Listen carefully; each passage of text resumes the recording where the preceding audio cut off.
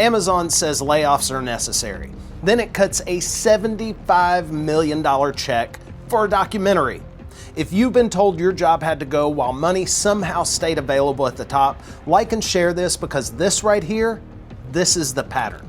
It's Labor Lines. Let's get after it. All right, I'm gonna get after it. Getting after it. Okay, we're getting after it. Let me tell you what happened. Over the last few months, Amazon laid off close to 30,000 workers, and that's a big number. And I think sometimes we get lost in such a big number. So I want to tell you what that actually means to the people it happened to. They lost paychecks and, of course, health insurance, stability. And I'm sure some of them have mortgages they won't be able to afford anymore, and car payments, among many other financial responsibilities. Now, the layoffs didn't happen because Amazon is hurting for cash either. Their 2025 net sales were around $716 billion, and their quarter four revenue was up $35 billion, up 24%. And to top all of that off, Amazon committed $75 million to a documentary project tied to the First Lady, a vanity project for the president to curry favor for something, I'm sure.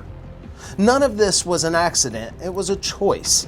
And this isn't about art. It's also not about politics. It's about priorities. When companies say layoffs are unavoidable, they're telling workers there is no money left for them. But the spending never actually stops, it just moves. Executives keep their compensation, corporate branding keeps its budget, access and influence stays fully funded. The sacrifice is one-sided, and for workers, the timing matters.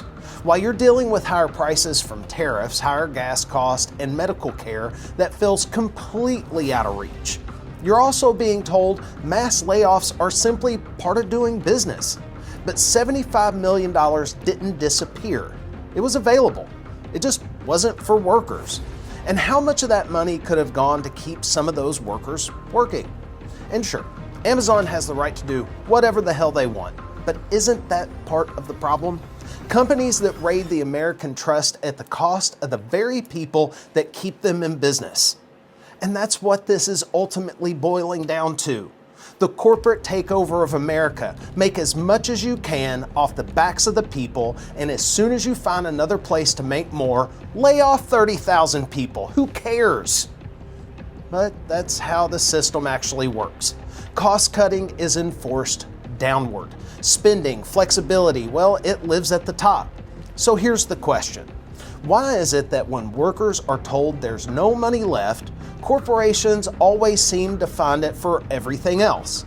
Make sure to let me know your thoughts in the comments, especially if you're someone that has been recently laid off by a company who has spent millions in executive compensation, stock buybacks, or vanity projects for the president's wife.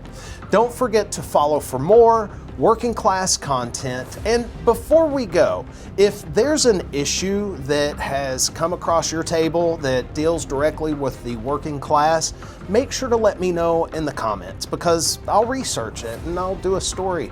My recent story on the strike out west was sent in to me by one of my subscribers. So if you got something, share it and we'll get it on here. And as always, my good friends, be safe, be productive, be well.